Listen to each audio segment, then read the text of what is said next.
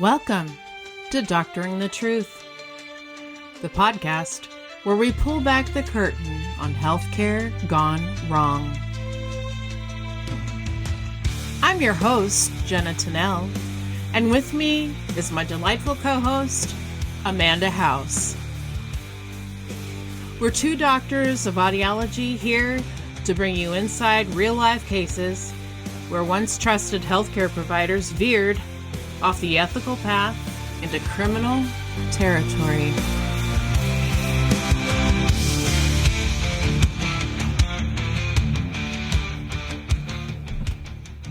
Amanda! Jenna! Hello! Well, hello. I love that we come in so soft when actually before we hit record, we're always laughing our butts off. And we're like, oh, hello, how are you? And we're like, oh, let's be demure. Yes. Well, let's dial it back and be people we aren't. Just so cool, calm, and collected. Right? Speaking of which, I mean, last week, I don't know what happened. My microphone decided she's going to be hot. She ready. She's going to be hot. She's going to pick it all up. And usually my track is softer than your track. Just saying. I'm boisterous. I mean, no shade. I'm just going to say No I got shade. a great That's right. microphone. Thank you, Amazon.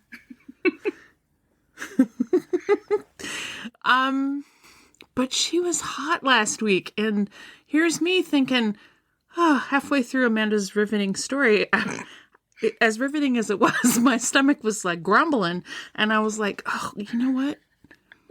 I have a Reese's peanut butter cup is stuffed in my desk drawer. You know what? I could be a good co-host and eat a Reese's. So there's me thinking I'm all sneaky sneaks. I'm going to sneaky sneaks my little Reese's, and I carefully take it out of the drawer, and I just tediously unpeel the thing from the little harness. What is that? The little brown the paper cupcake cup. holder. Yeah, exactly. I'm just like every little rivet. I was like, brrr, brrr. I'm like, God, this is going in my mouth. And Oh my! She's just salivating like, oh, look at me open it right now. It went into my mouth in one piece because your girl's not shy. I was like, well, I'm also picturing here. like I gotta just pop this whole thing in real quick so I don't get caught. Yeah, exactly. Amanda wasn't looking, popped it in there, and I was like, oh, damn, there's another one. I need that other one. So I was like, all right, I'm going to do two. So we did two, and the story was great, and I lasted, and I didn't perish of hunger. But unfortunately, I made my life a lot harder because apparently with my hot mic going on, it heard every little thing. It had heard every little munch, every little mouth noise that nobody wants to hear. Every little rustle as I thought I was so cleverly and sneakily unwrapping these chocolates. You were, and you did it because you guys, I had no idea. She's like, oh, last time when I snuck these Reese's out of my desk, I'm like, what are you talking about?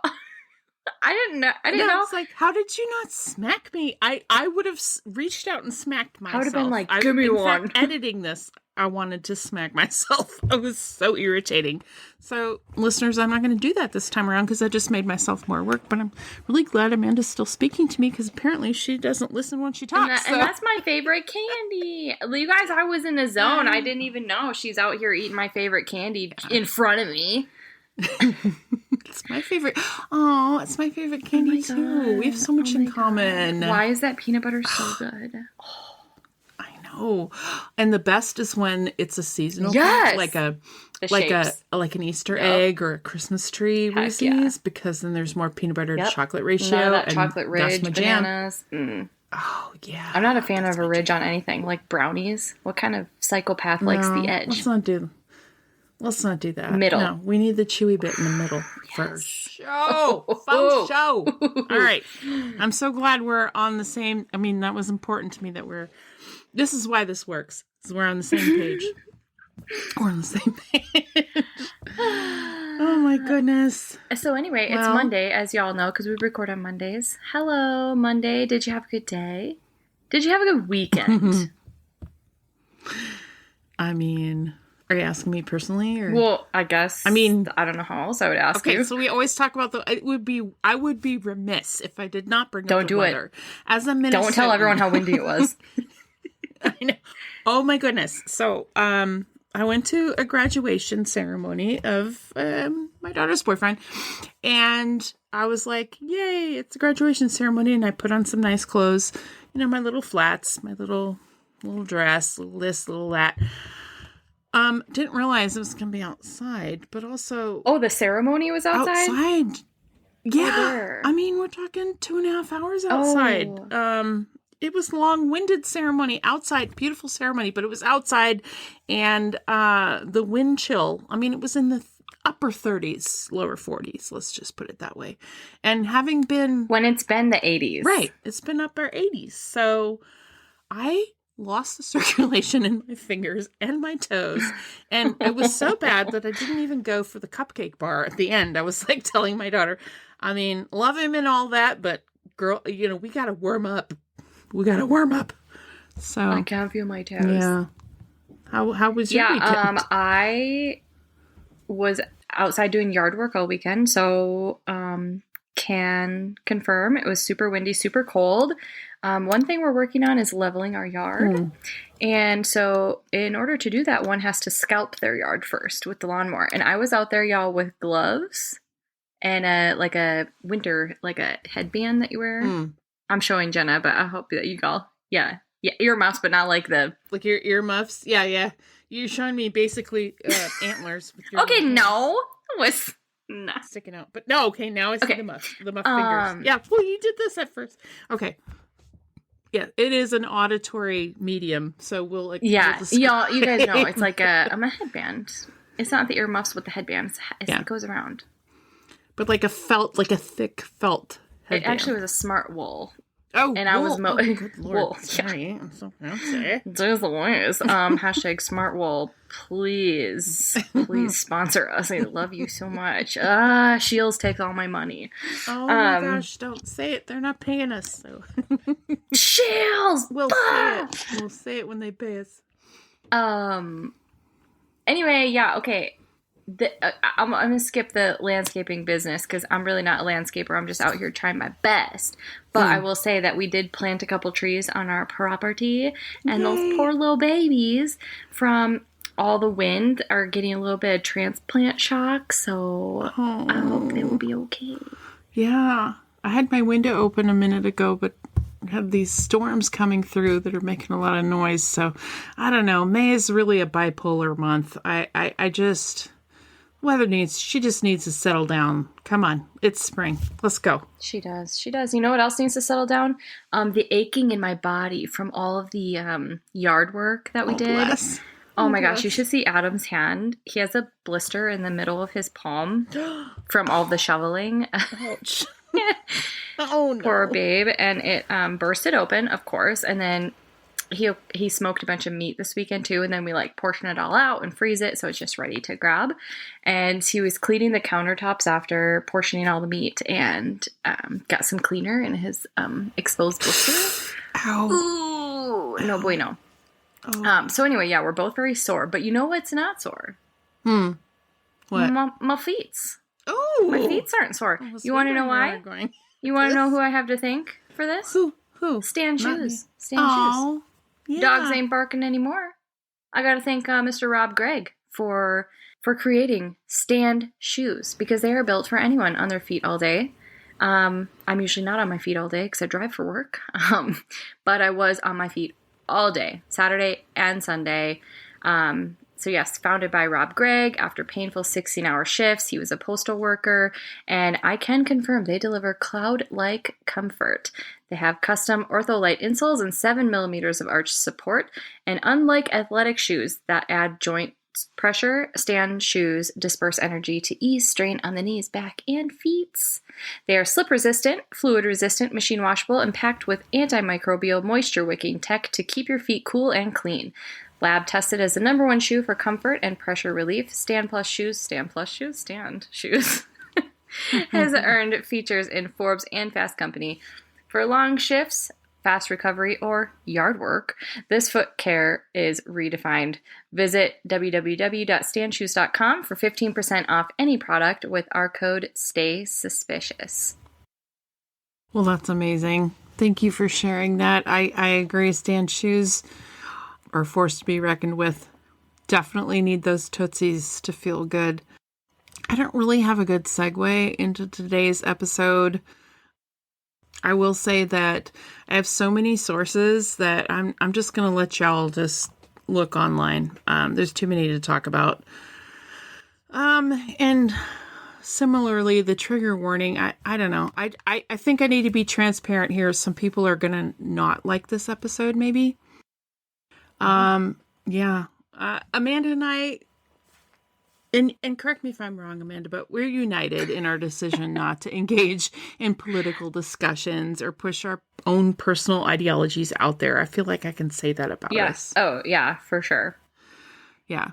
That's not what the podcast is about. No. If you guys knew me personally, like, I don't politic. I don't like that. And so I definitely, we don't want to be pushing any personal, whatever, ideas, thoughts, beliefs, anything. Right. But we both believe in science, right? For shizzle. Yeah. And that healthcare should help and not harm patients. Absolutely. Treatment should be evidence-based. I love me some evidence-based practice. Period. And that 24/7. Yeah, that's not 365. political. Right. Correct. That should not be polarizing.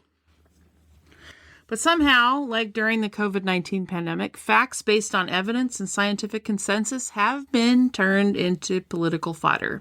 And that feels truer now than ever before. So, I don't know where we're going with this, but I am buckled. I am hearing this firsthand with you, so here we go. You're coming into this blind, baby. I feel like we've really set the stage here. I don't know what's coming. Ah. I know. I'm like warning everyone. You may be mad at me, but we're going to talk science, people.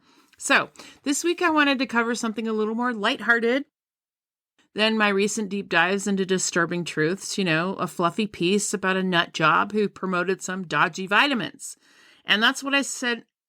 That's what I set out to do. Honestly, I Googled like dodgy vitamins. Like I was looking for a fluff piece, but then, oh boy, I found this guy. So I can't catch a break. So the trigger warning is this is the opposite of fluffy. This is heavy. So buckle up while I enlighten you. So is this like naturopath type of guy we're talking about? Okay, so I'm going to just say, Peggy Huey, if you're listening, my acupuncturist at Wellspring Clinic in Rochester, Minnesota, if you're listening to this episode when you get to it, I would like to hear your opinions. Yes, absolutely. Because I am not against alternative medicine, naturopathic, holistic care. Absolutely not. I am for evidence.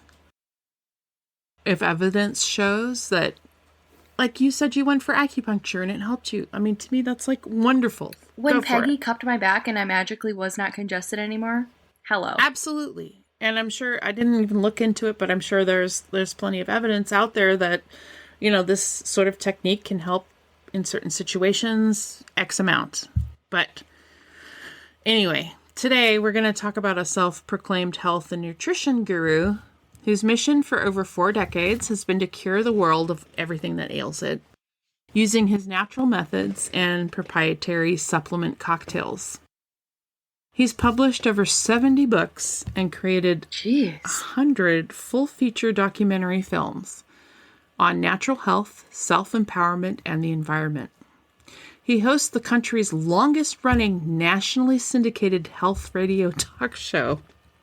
What? I'm not kidding you. Can't believe I haven't heard of this guy until now. He may not be the most reliable of sources, but he's undoubtedly among the most prolific and loquacious. He has a small but dedicated cult-like following of fans who view him as a prophet. But Gary Null isn't a prophet. He's not even a medical doctor. He has a PhD in human nutrition. And for decades, he's railed against evidence-based medicine, calling chemotherapy a scam, vaccines dangerous, and big pharma a cartel of chemical lies. He promoted natural healing, plant-based diets, and a cocktail of supplements that he said could prevent, if not cure, just about anything, including HIV. Oh, sure. Ironically, Dr. Null had a taste of his own medicine in 2010, and it just about killed him. But more on that delicious irony later. Let's learn more about the man behind the propaganda. Gary, which if you listen to his radio show, I suspect you'll agree with me that his name is likely short for garrulous, which is basically a hot, wind-headed person who spews verbal diarrhea salad. Anyway, he was born on January 6, 1945, in Parkersburg, West Virginia, to parents May Slutsky. I didn't make that up, folks. That's her name. And David Null. He grew up in... I'm so sorry. He grew up in Parkersburg alongside his siblings, Robert, Mark, and Joan. While specific details about his early childhood experiences are limited, it is known that he completed his high school education in Parkersburg before pursuing higher education.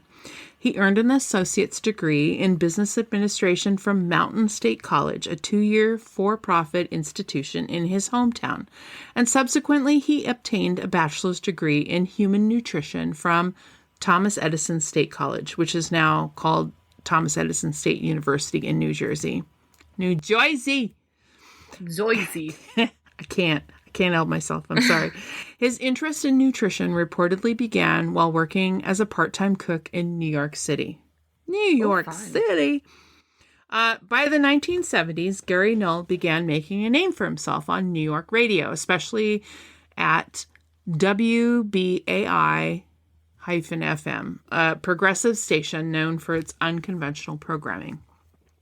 Listeners tuned in not just for health advice, but for a new worldview that challenged the authority of doctors, drug companies, and even science itself.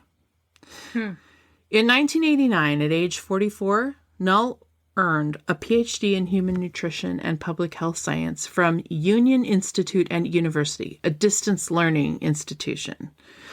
Keep in mind, folks, that this was in 1989. Distance learning now is a lot different than distance learning when the internet was barely invented. I'm just saying.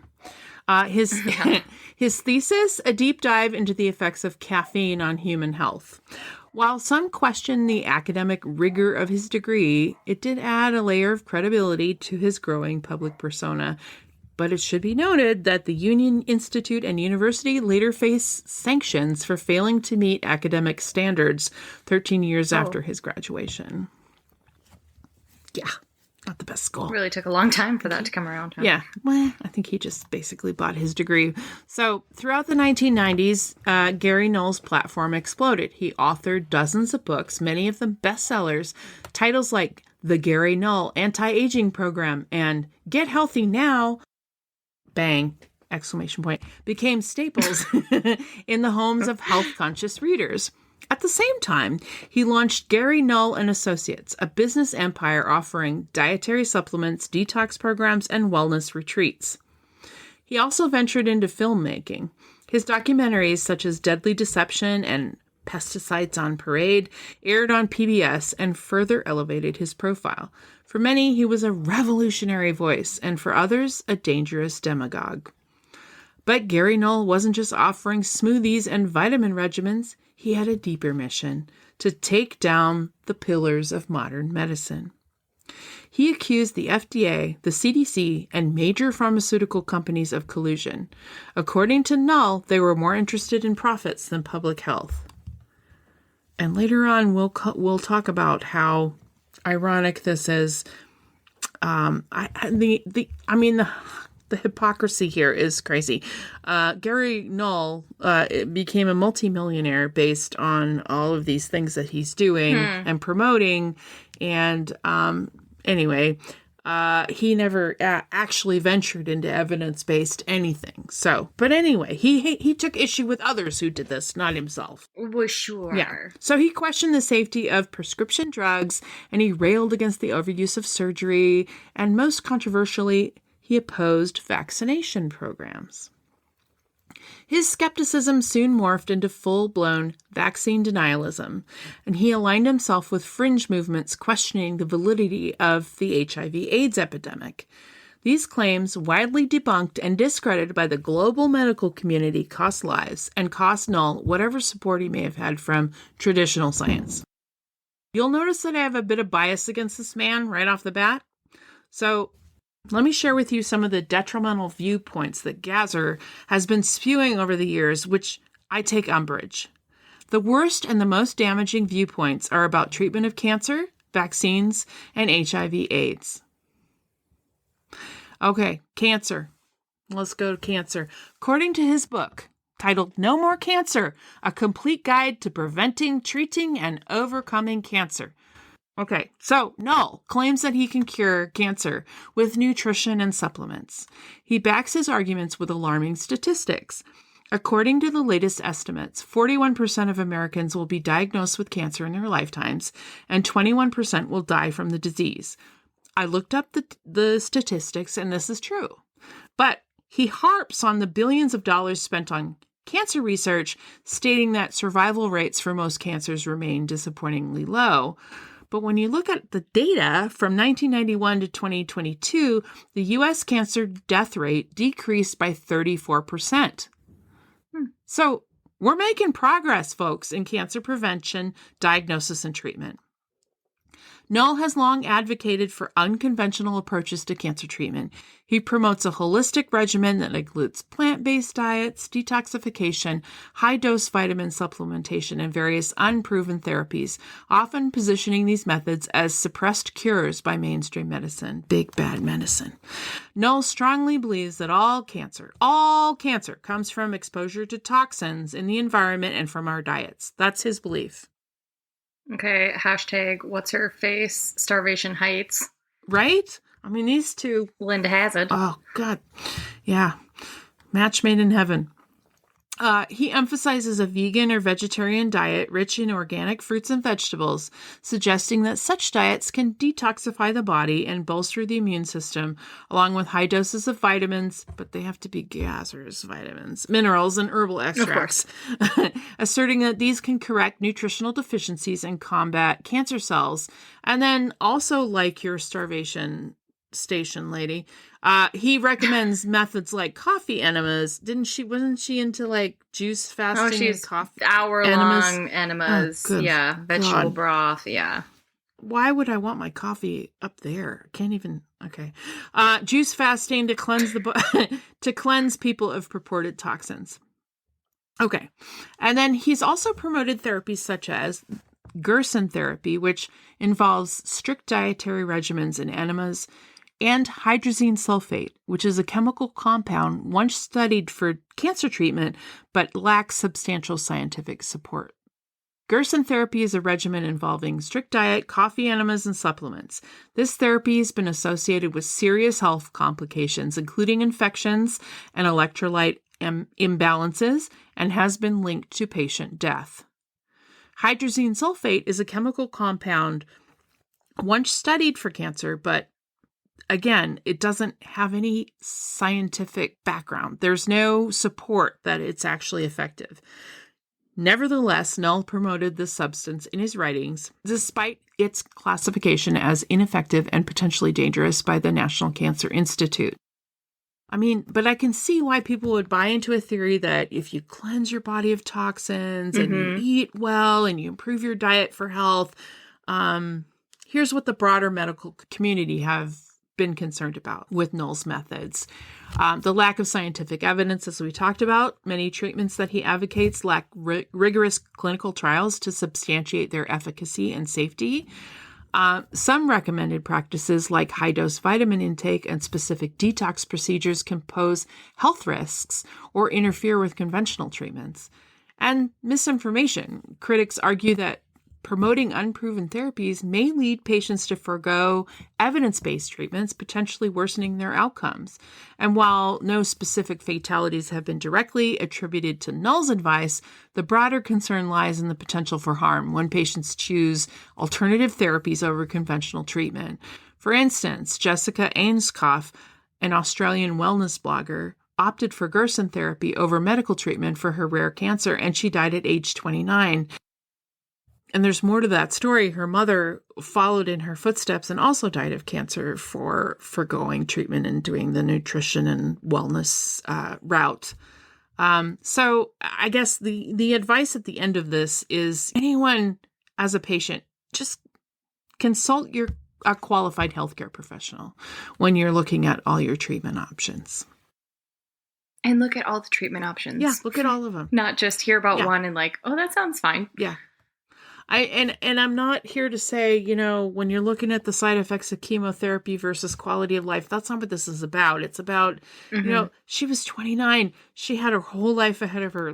And maybe chemotherapy wouldn't have worked anyway, and that would have ended up being the same result. But did she know about both options?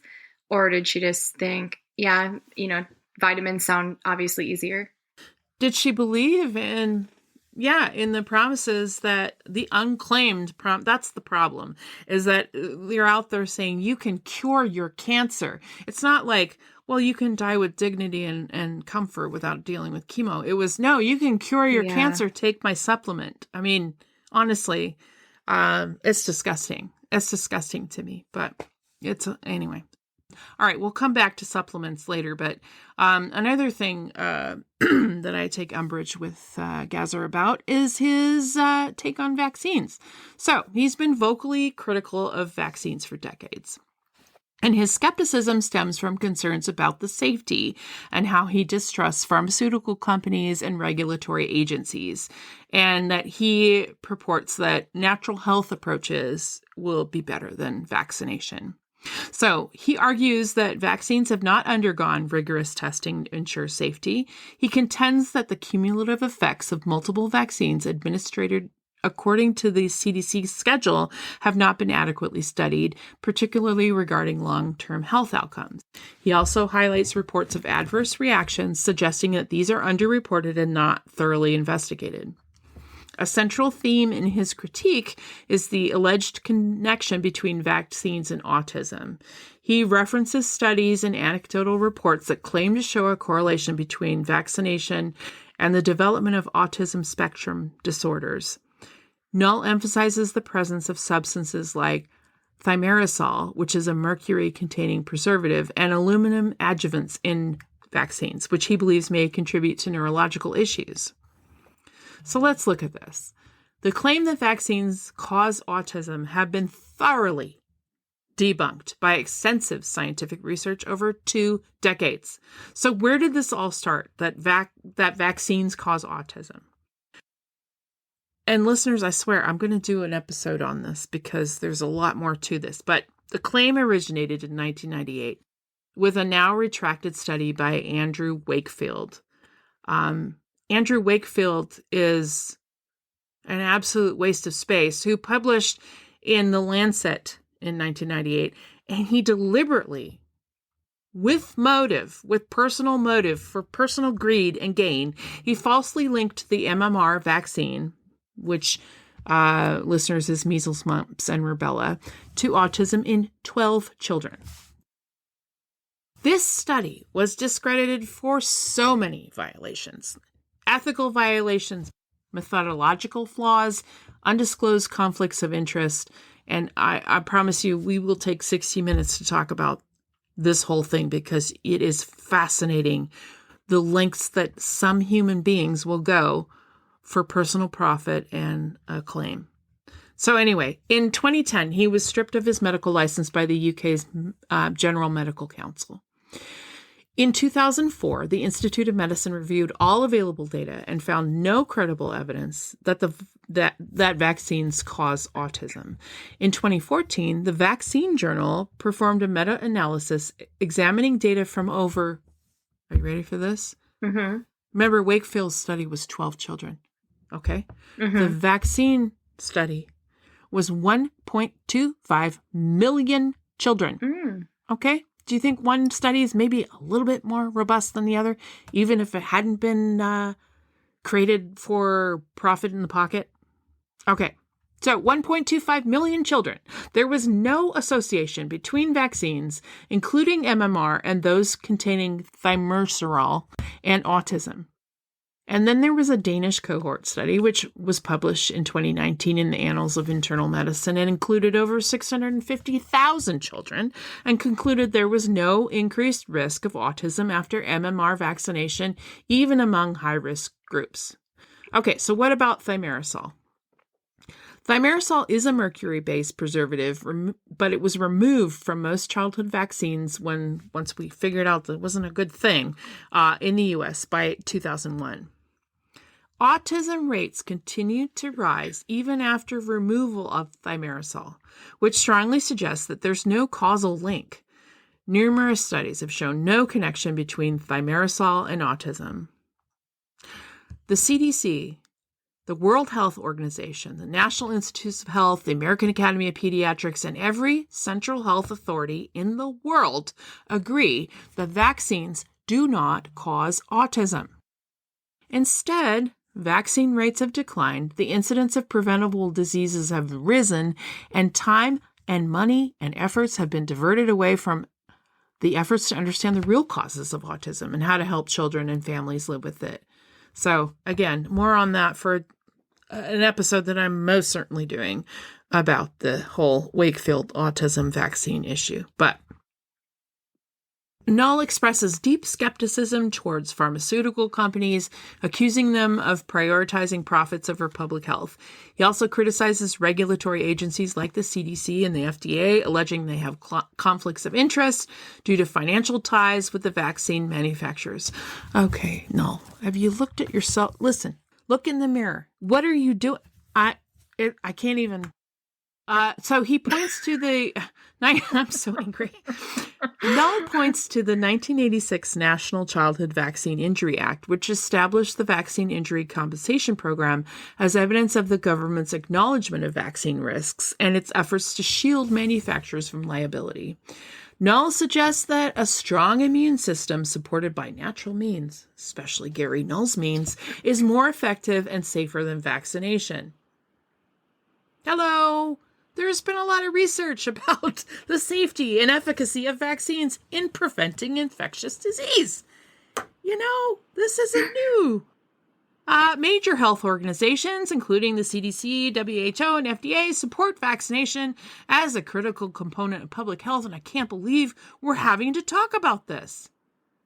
And you know what?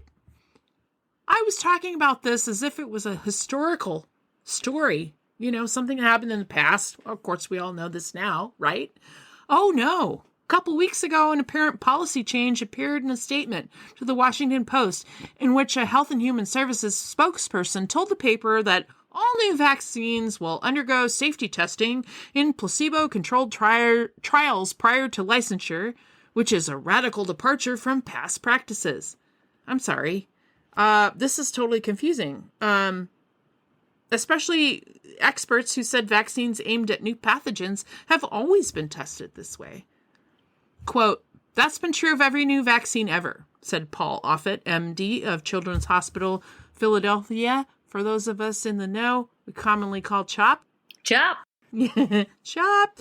And they told this to MedPage today. "I can't think of a single vaccine in the United States that has truly a new vaccine. They're not an improvement of an existing vaccine.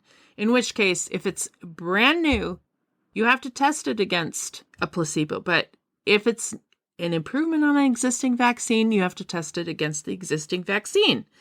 Some examples of newer vaccines evaluated in placebo-controlled trials include the respiratory syncytial virus vaccines, Abrysvo, Arexvy, and Mresvia, shingles vaccine, Shingrix, the pneumococcal vaccine, Prevnar 13, and the human papillomavirus vaccine, Gardasil. Notably, the world watched as novel COVID-19 vaccines were evaluated against placebos. And yet, Health and Human Services Secretary Robert F. Kennedy Jr. doubled down on his allegations during a Senate hearing last week, claiming that the only vaccine that's been tested in a full-blown placebo trial against an inert placebo was the COVID vaccine. The other 76 shots that children in this country receive between birth and 18 years old, none of them has ever been safely tested in pre-licensing studies against a placebo, which means we don't understand the risk profile for these products, and that's something I intend to remedy. Okay. Let's unpack this.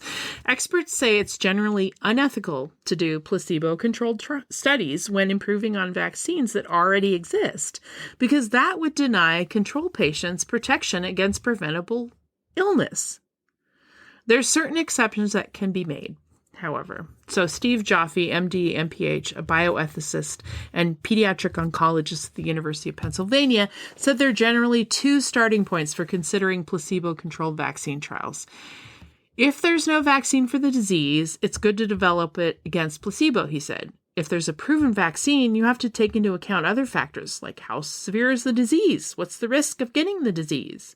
If it's very serious, and especially if there's already something on the market, you wouldn't want to withhold that from people, Joffe said. However, he said he could imagine a placebo-controlled trial in which researchers aim to examine an immune response after a short time period, like 6, 8, or 12 weeks, and then all participants receive the vaccine, so then comparisons can be made between an immediate versus a delayed group. But outside of a pandemic and very serious illness, the risks of delaying a vaccine to look at immune responses seem fine, he said. On the other hand, using infection as the endpoint wouldn't work in the short or long term, he said. With measles, for instance, we know we can prevent measles with the vaccine, he said. If we give kids placebo and give them the opportunity to go on and get measles, that just seems incredibly wrong. So a placebo-controlled trial of measles, mumps, and rubella just isn't necessary, said Joffe. I don't see any reason why you would have to test the combination against the placebo when you know the individual components are highly effective. Currently, there are 2 MMR vaccines on the market, MMR2 from Merck and Priorix from GlaxoSmithKline. Both companies also make a 4-antigen version.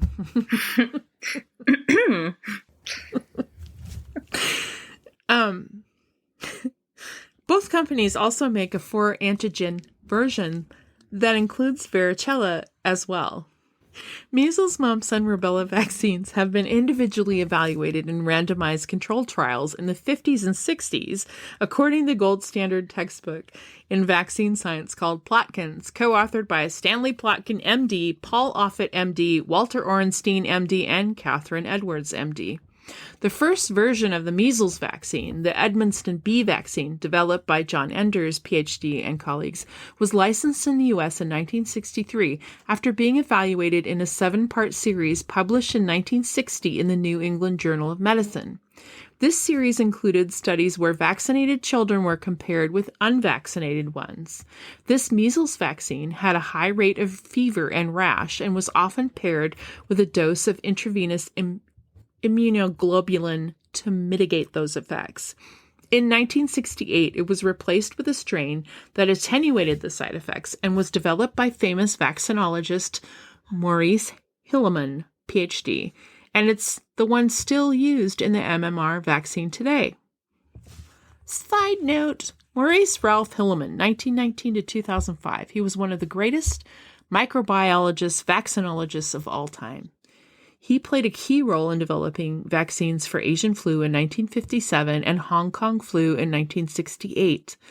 Over 6 decades, most of which were spent at Merck & Company, his leadership and innovations blazed new trails in virology, epidemiology, immunology, cancer research, and vaccine development that were unmatched.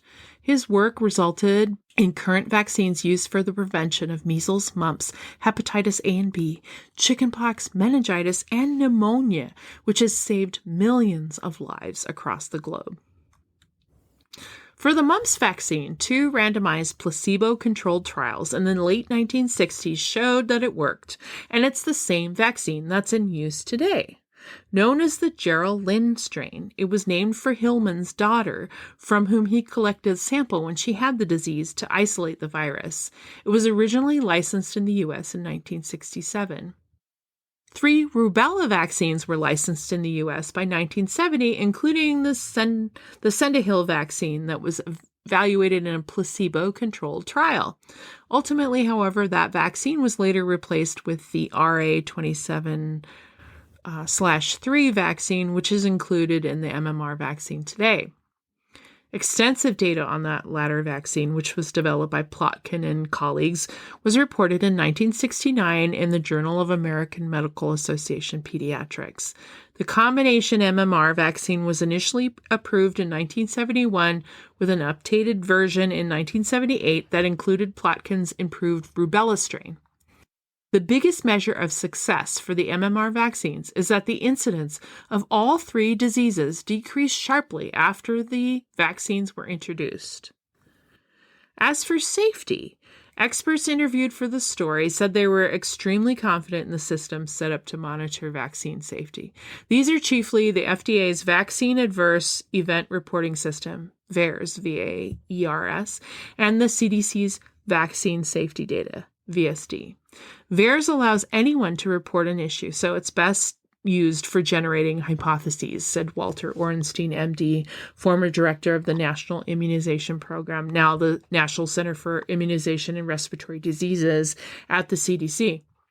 On the other hand, VSD enrolls 11 sites that provide electronic health record data, enabling comparisons of the incidence of a given clinical syndrome in vaccinees versus non-vaccinees, Orenstein told MedPage today. If it's statistically significantly higher in vaccinees, it could imply causation. He gave the example of the original rotavirus vaccine, RotaShield, for which problems were first detected by VAERS. Researchers subsequently conducted studies that showed a higher incidence of bowel obstruction in vaccinated children compared with non-vaccinated kids. So the intestinal obstruction was rare, occurring in about 1 of 10,000 vaccinated kids, but it was still deemed too great a risk. I mean, 1 in 10,000 kids is going to have, constipation. So not only was that vaccine removed from the market, but it led to a requirement for larger studies to assess bowel obstruction risks, eventually resulting in a safer rotavirus vaccine that's now on the market, which is called RotaTeq. In addition, when the oral polio vaccine was found to cause 8 to 10 cases of paralysis per year in the U.S., recommendations were changed to revert to the use of the pricier inactivated polio vaccine. And this happened at a cost of about $300,000 per case of vaccine-associated paralytic polio prevented, but we put a premium on safety, said Orenstein. He also cited the AIDS vaccine, more specifically the lack of an AIDS vaccine, as evidence that the current system for evaluating vaccine safety and effectiveness works. The HIV virus was detected more than 40 years ago, and the thinking was that we would have a vaccine within a couple of years, said Orenstein. Yet none of them have been found to be safe and effective enough to get approval, so we still don't have an AIDS vaccine today. So the existence of the National Vaccine Injury Compensation Program acknowledges that there can be real side effects of vaccines, Orenstein added. The program was developed after a major increase in lawsuits against manufacturers, oftentimes frivolous, which led to vaccine shortages in the 1980s. When someone's vaccinated, they're not only helping themselves, but they're helping their community, said Orenstein. Society owes an obligation to someone who's actually injured by a vaccine. So given all of these safeguards, Jaffe says he's very confident in our systems for developing and testing vaccines. All right, we're on to HIV/AIDS. Today, over 39 million people around the world are living with HIV. And for many, it's a manageable condition, thanks to decades of research, antiretroviral treatment, and public health campaigns. Gary Null has been one of the most prominent HIV/AIDS denialists in America. Here's a quote from his radio show. Quote, "I've said for decades now, HIV does not cause AIDS, period. That's a myth propagated by the pharmaceutical cartel," end quote. Null claims that HIV is just a harmless passenger virus, not the cause of AIDS, and antiretroviral drugs are just poison. But this isn't fringe science, it's disinformation, and it's cost lives. So to understand how we got there, let's rewind. It's 1981. Doctors in New York and Los Angeles begin reporting mysterious immune failures in young men. And soon it's clear we're looking at a new epidemic. By 1984, scientists identify the cause, HIV, the human immunodeficiency virus. But not everyone accepted it. Gary Null wasn't alone. He echoed voices like Peter Duesberg, a once respected molecular biologist who turned conspiracy theorist. They claimed HIV was a scapegoat and that AIDS was really caused by malnutrition, recreational drugs, and stress. These ideas were seductive. They offered hope to the hopeless, and they aligned with a broader mistrust of government, pharma, and medicine, especially in marginalized communities. But they were also wrong, dead wrong. By the mid-1990s, the evidence was overwhelming. HIV attacks the body's immune system by destroying CD4 T cells. And without treatment, the immune system collapses, leading to opportunistic infections and death. And with that, dear listeners, we've come to our chart note. Chart note. Deep breath. Okay, so welcome to the chart note segment where we learn about healthcare and medicine. I just wanted to, because it's been a hot minute since I've figured out, or since we've talked about some of these things, at least in my life.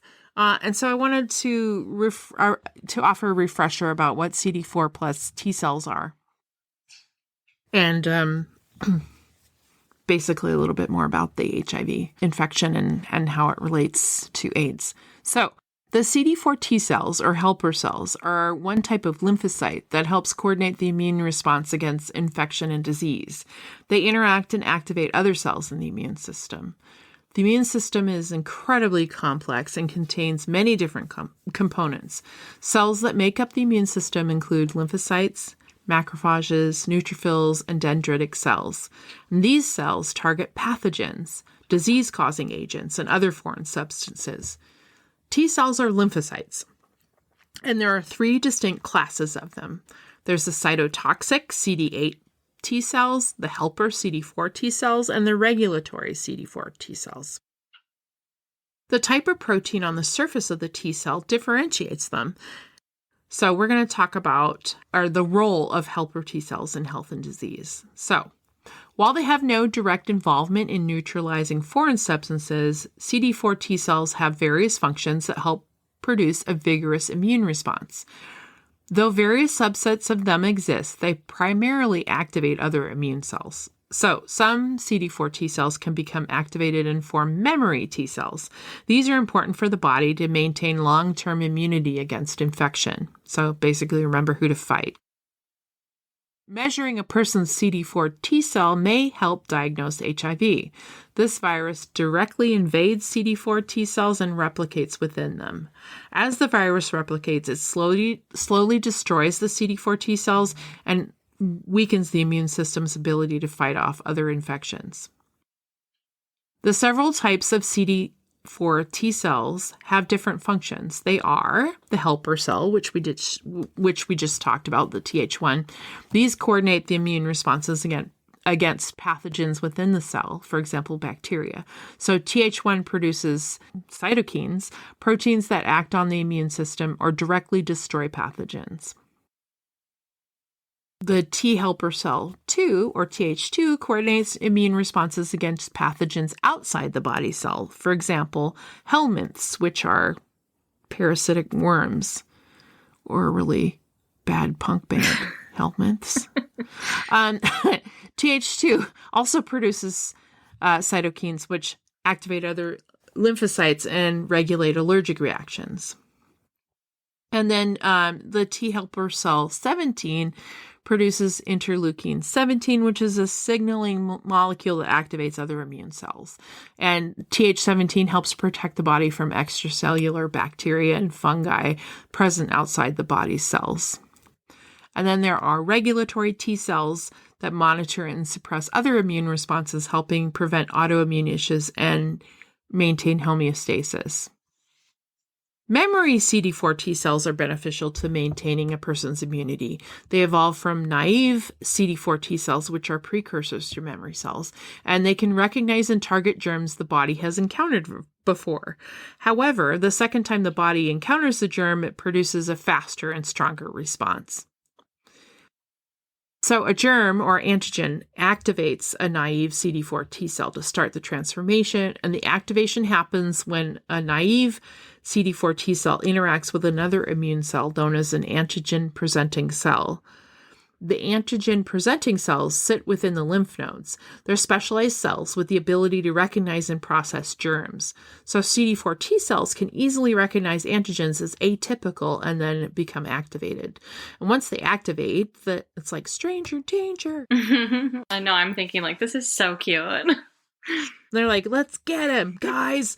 The naive CD4 T cells divide, forming multiple clones, and some of these clones become memory cells, and they produce cytokines that activate other immune cells, whereas naive CD4 T cells cannot. So typically, memory CD4 T cells remain dormant in the body until they recognize a previously encountered germ, and then they're activated. Okay, so CD4 T cells and HIV.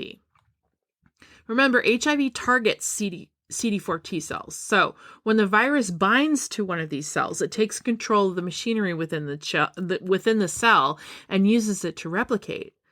This process causes the death of the CD4 T cell and other immune cells, leading to an impaired immune system and a weakened defense against infection.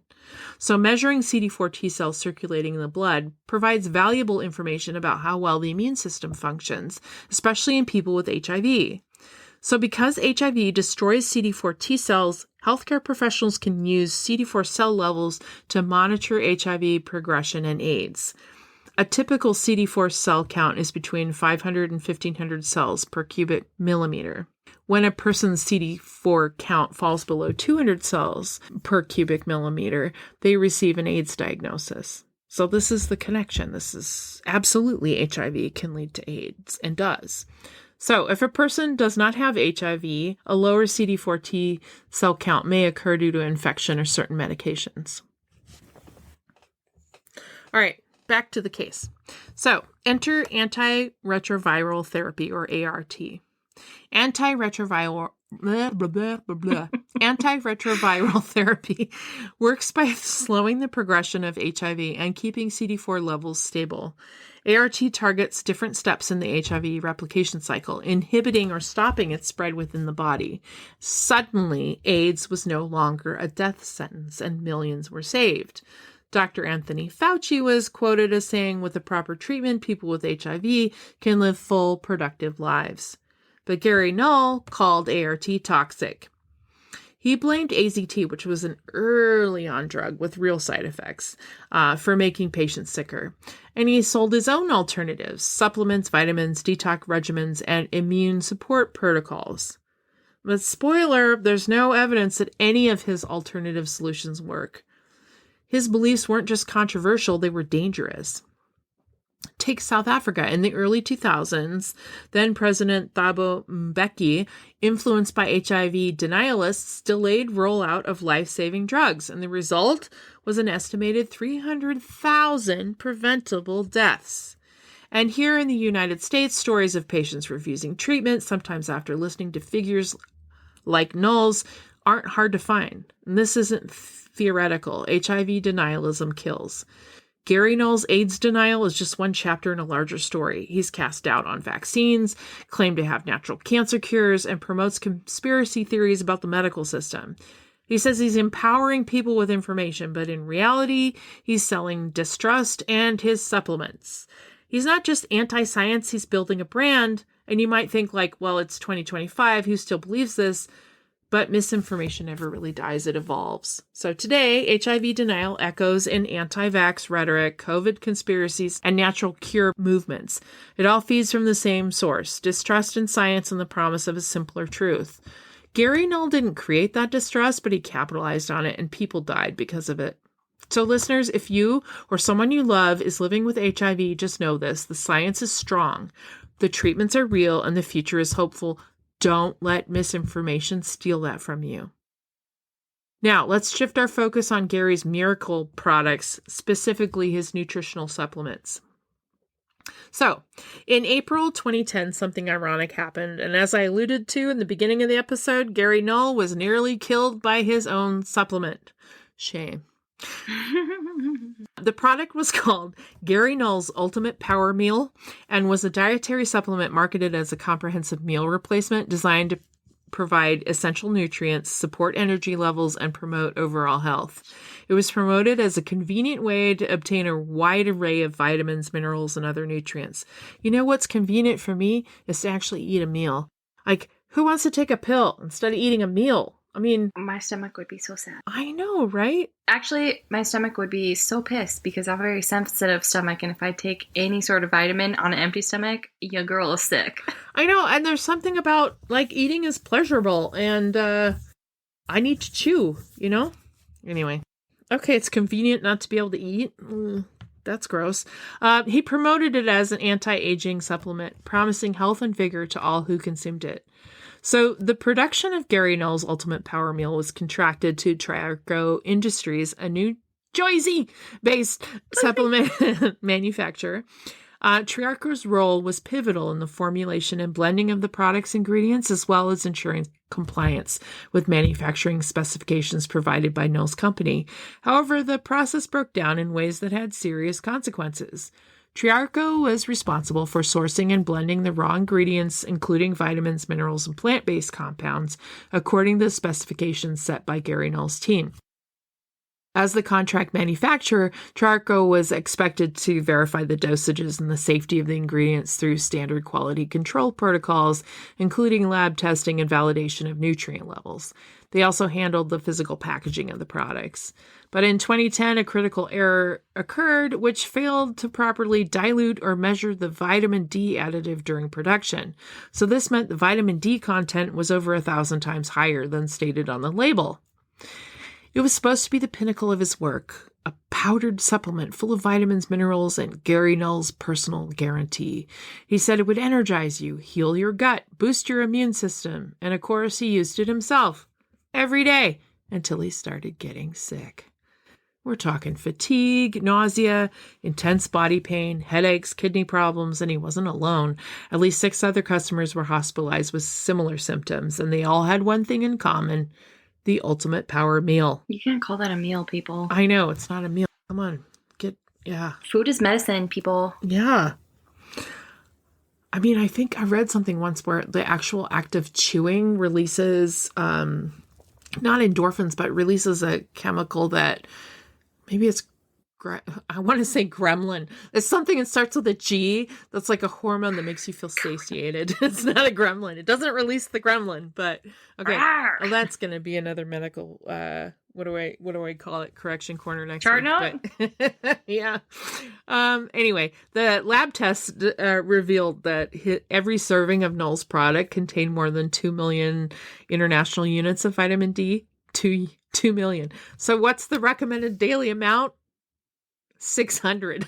So, yeah. He accidentally or negligently given his customers and himself over 2,000 times the daily dose of vitamin D. So, vitamin D toxicity leads to high calcium levels in the blood, kidney stress, confusion, vomiting, bone pain. Poor Gazer was hospitalized for weeks, and he suffered internal bleeding and damage to his kidneys. And here's the irony. The man who said modern medicine was killing people was saved by modern medicine. Mm-hmm. Of course, he didn't take any responsibility. He blamed the manufacturer entirely and filed a $10 million lawsuit claiming that they botched the formulation and failed to notify him of the change. But here's the catch. Null is listed as the sole formulator on the label. So he marketed himself as the expert behind every ingredient. And while he claimed ignorance, his customers sued him, saying he should have tested the product and warned them sooner. Mm-hmm. During the legal proceedings, he amended his complaint and removed all personal injury claims. The amended lawsuit focused solely on reputational harm to his business. The outcome of the lawsuit was not publicly available, and there was no information that I could find that it actually went to trial. And there's no documents or details that I could find on any settlement or judgment. But in the court of public opinion, Gary Null exposed something even more dangerous than overdose vitamins. He exposed a system where no one is checking. In 2011, the family of Helen Shulman, an 89-year-old woman from New Jersey, I can't help myself, New Jersey. She filed a wrongful death lawsuit against Gary and several associated companies. The suit alleged that Shulman's death was caused by consuming his Ultimate Power Meal. According to the lawsuit, she consumed the supplement over a 3-month period, which led to kidney failure and heart damage due to vitamin D toxicity. The complaint stated that each serving of the supplement contained at least 1 million international units of vitamin D, vastly exceeding the recommended daily allowance of 1,000. So this excessive dosage allegedly resulted in hypercalcemia and subsequent organ failure, culminating in her death in July 2011. So the family lawsuit highlighted concerns again about the safety and regulation of dietary supplements, particularly those marketed by prominent figures in the alternative health industry. The case underscored potential risks associated with unregulated supplement dosages and the importance of accurate labeling and quality control in the supplement industry. So the king of remedies was brought down by the very supplements he championed, and yet even this didn't slow him down. In the 2010s, he launched more documentaries: War on Health, Silent Epidemic, Deadly Lies. He continued hosting programs on his progressive radio network, pushing veganism, detox cleanses, and a distrust of anything labeled FDA approved. Despite the criticism, he maintained a loyal audience. To them, he was a prophet speaking uncomfortable truths. To scientists, he was a peddler of pseudoscience, and to skeptics, a symbol of the dark intersection between wellness culture and misinformation. Today, he remains a prolific author and commentator. His name is synonymous with a health movement that sees medicine as a battleground and big pharma as the enemy. He's been called a wellness guru, a fearmonger, and a scam artist. And one thing is clear, he's never backed down. Whether he saved lives or endangered them, changed minds or manipulated them, the story of Gary Null is a cautionary tale about charisma without accountability and the price we pay when truth becomes subjective. For Gary, the fear-mongering business has been lucrative. A quick Google search estimates his net worth is around $8 million today. Also on Google was a listing from 2021 for a $9.5 million mansion in Southwest Florida that sits on 15.1 acres of land on which he planted over 200 varieties of trees. I bet they don't have transplant shock like mine. Oh. Yeah. The landscape includes 60-foot high strands of bamboo, a gazebo, jogging paths, tennis courts, swimming pools, and a large pond with hundreds of Japanese koi, water features, and meditation gardens. The 13,000 square foot home also has a guest house on the estate. It sounds like paradise. And when asked why he was selling the place, Null stated they had no one to share it with anymore. Huh. Sad. I guess money can't buy everything, right, Gaz? So, what have we learned about nutritional supplements? Well, under U.S. law, dietary supplements aren't regulated like drugs. The FDA does not test them for safety before they hit the market, and companies can sell pills, powders, and cleanses without proving they work or are safe. Gary Null wasn't the first to exploit that system, but he might have been the first to almost die from his very own brand. In the end, he survived his toxic brew, but the case left a lingering aftertaste. When the line between healer and salesman disappears, who's watching what we swallow? And with that, I wanted to give some resources for listeners on how to research supplements. And I'm going to post these on our show notes, but basically a list of websites to be able to look up: a National Institute of Health website about the facts between the vitamins, minerals, and other supplements, as well as research summaries and safety information. And then the National Center for Complementary and Integrative Health that provides evidence-based information on supplements and alternative health practices, as well as consumerlab.com, which they independently test supplements for quality, purity, and label accuracy. And then some information about how to read and understand supplement labels, where to report any adverse effects. And just final note, Always approach supplements with a critical eye. Just because a product is labeled natural or doctor formulated doesn't mean it's safe or effective. Educate yourself and use trustworthy sources. That's the best way to protect your health. Clap, clap, clap, clap, clap, clap, clap, clap, clap, clap, clap. Once again, I'm on a soapbox, Amanda. Thank you for bringing that to our attention. No, for real though, I didn't know there was no regulations on things like that. That's very scary. Right?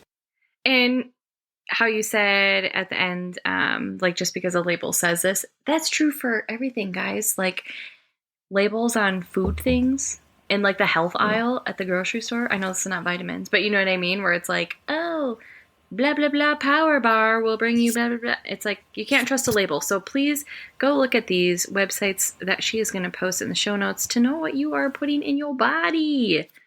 Do you think it's time to cheer up with a little bit of a medical mishap? Do I ever? Also, I wanted to make a little side note because I was watching our recording. Obviously, I didn't talk a lot, but it's been thundering like crazy here. And did you hear it?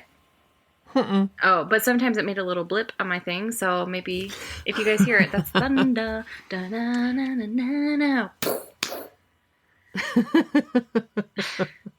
Okay, yeah, let's make things That just reminds me of our trip to Vegas where it was, what is it, Thunder Down Under? I mean, we didn't go see them, but I was going to say, I didn't go to that. We did not, everyone. Mom and Dad, we did not. Yeah, no. No, we went to Cirque du Soleil. Yeah, we did. Soleil. Yeah, that was awesome. Yeah, that was awesome. It was really good. And we did some zip lining. Oh my God, that was so fun. Good times. We need to do that again, Amanda. Yeah. Somebody needs to have a birthday milestone. Well, anyway, let's talk. Let's talk medical mishaps. I did not write this one down because I wanted to surprise Amanda, because this one, baby girl, is about the two of us, just the two of us. Dun, dun, dun, dun, dun, dun, dun, dun, dun, just the two of us. Okay, so I don't know, was this 10 years ago? I already know what you're talking about because what other mishap could deal with both of us? So, yes, listeners, you've guessed it. We used to work in clinic together, and my God, how lucky were our patients. No, I'm just kidding. We had fun. So, when she was a baby audiologist, she was working as an audiology assistant, and I was teaching Amanda some stuff about vestibular balance evaluations. And that no assistant in the entire world had any business knowing, but I was like, tell me more. Let me do the things. Let me do hands-on with you. Well, that's why you're such an awesome audiologist, and that's why you weren't going to be an assistant for long. Exactly. So so one of the things we do is we do something called caloric irrigations, where we, it sounds really horrible, but and it probably is, but we irrigate patients' ears with hot and then cold water, because the change in temperature changes the density of the inner ear fluid, which activates the vestibular system and makes you feel like you're moving. So you picture this. So, and we're doing this to figure out, the strength of that response, which is a normal response to feel like you're moving and the world's spinning around you, and compare one ear to the other to see if they're equally strong or if one's weaker than the other. So, we do this, the patient's lying at a 30-degree angle. We're in the dark. They have a set of they're wearing goggles, infrared goggles on. Yeah, we got to place. Yeah, and set the scene. They have a towel on their shoulder in case we get splashy with it, and then there's like this hose with a little tube, and we hold like a barf thing, amethyst. It's an amethyst. It's like one of the kidney beans, amethyst. Yeah, we hold that. Yeah, one of those kidney-shaped bowls under their ear, and then we put this little tube in, and we hit a trigger, and we irrigate their ear for 30 seconds, and then watch them spin. And the whole time we're yelling, "Eyes open! Keep your eyes open!" Yeah, so that we can record their eye movements of them spinning around. And they're like, not loving it maybe as much as... No. Yeah, it's not fun. So I'm teaching Amanda this.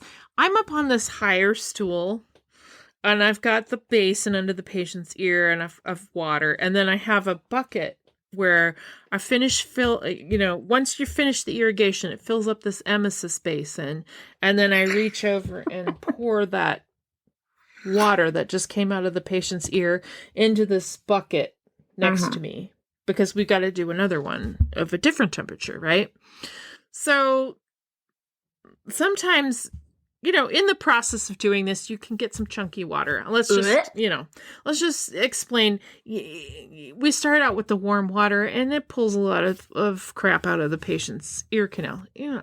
It clears some things out, guys. It's a chunky monkey situation. We used to joke, it's a free ear cleaning, okay? Yeah. So I'm on a higher stool, and I'm holding. I can't even talk about this without laughing, but I'm holding the bowl, the emesis basin, and the trigger wand with the little plastic tube. And in between these irrigations, we got to wait for the water to change temperatures. So we just did a hot one. We just did a hot water, and I have to wait for the tank to change to cool before I can then irrigate cool water in the patient's ear. And one of my long-term habits is to just take my finger and flick the tube that goes into the patient ear, just to kind of flick any remaining water out of it, because I don't want it to affect the temperature change. All right. So this is something I normally do. So we are holding the bowl. We're irrigating for 30 seconds. Patient's getting dizzy. We're talking to them. I've got an emesis basin full of chunky wax water and a wand. And I'm just sitting there talking. And Amanda is like to the right of me on a lower stool, eagerly just devouring everything because she wants to do it all herself, because she really wanted to be an audiologist. So she... Look at me now. Hey, look at me now. Hey. So we finished an irrigation. And I turn and flick the remaining water out of the tube that has just been in this patient's ear. And it's particularly chunky. And she is sitting on a stool looking up at me. And by the way, I know this is chunky because I saw the bin. I know it's bad. At the very moment, dear listeners, that I decide to flick the tube of water that had been in the patient's ear, she opens her mouth to ask me a question, but she opens it wide. And I do the flick, and the water goes, and it enters her mouth. And she looks at me, but she doesn't know where the water came from. She's wondering, did it come from the tube where the fresh water comes, or did it come from the basin of chunky earwax water? I don't even know what you were trying to talk to me. All I could think was basin or tube. I was not even listening to anything coming out of her mouth. She starts gasping like a fish out of water. Just she starts yelling. I'm laughing so hard I need to go to the bathroom. Like, I seriously needed to go use the restroom. I'm weeing myself, people. In fact, I did a little. And she, because she's gasping at me, desperate to hear, where did that water come from? And so she's yelling at me, basin or tube, basin or tube. Meanwhile, the patient is there. Like, we have to be all professional. So I wasn't, it was like a professional, basin or tube, basin or tube. Did I put her out of her misery? No, I did not. I was more interested in getting to the bathroom before things were going to get too tired. So, and I was like wondering if I was going to be gagging on chunks of shit in my mouth. So I put everything down and raced off to the bathroom and left her in the dark. Forever in the dark. So, the answer is, dear Amanda, that it was the tube. So I know the answer by now. So that's our medical. And you know what? For the week. I obviously went on to become an audiologist myself, and I had to do vestibular testing at the hospital I worked at, and I also was a tube flicker, so you know what? Carried that with me. Oh, yuck. God, just a look at horror in your face. Okay, well, can you blame me? This poor patient was clueless. Like, what's happening? What's happening to me? No, they were just so dizzy. Yeah. Anyway, it's all fun and games, and then you become a professional. So we were super professional through this entire Wait, exchange. what does that say about me? I already was an audiologist. One of my favorite moments in clinic, honestly. Okay. And in spite of all that, you still went on to be a stellar provider. So I didn't keep you from it. That's the good news. But one of the reasons why I was able to sit in the dark and stay awake after lunch and test people for hours on end. Because, y'all, this is 3 hours. Yeah. It's a 3-hour test in the dark. And there's always one after lunch where you're like, oh, well, Strong Coffee Company was what kept me going. Strong Coffee Company delivers premium instant blends for people who want convenience without sacrificing health. Their signature black instant coffee packs are 15 grams. That's more than a yogurt, Amanda. 15 grams of protein. Not Chobani. 15. Chobani doesn't have 15 grams of protein in one yogurt. Is it only 9? I'm about to go grab a Chobani out of the fridge right now, but... I swear to you, it is definitely not 15. Is it 9? Okay, well, we may have another correction section. We'll have to go check our yogurts. But 15 grams, that's a for a coffee. Okay, we're going to check our yogurts. We'll get back to you on that. Jury's out. But 5 grams of MCTs and 250 milligrams of adaptogens like ashwagandha, you're not going to find in your yogurt. They give you sustained energy, focus, and calm without the jitters. And if you like it creamy, like you like your yogurts, lattes are good. They add collagen, hyaluronic acid, and healthy fats to organic Arabica coffee. And with eco-friendly practices and fast delivery, you can feel good about ordering strong coffee. It's going to fuel your day deliciously and powerfully. So elevate your coffee routine with Strong Coffee Company. Enjoy an exclusive discount with our promo code Stay Suspicious. That's STAYSUSPICIOUS for 20% off your order at strongcoffeecompany.com. Amanda? Yeah. What can our listeners expect to hear next week? Well, my friends, we are going to take a little venture on over into the pain medicine area. I found a real doozy over there. Maybe a little douchebag. I just don't know how much I want to give away. It's bad, you guys. It's bad. No. Well, if you're talking to me about pain medicine and it's a bad case, I'm assuming someone's going to be in pain, and that makes me sad.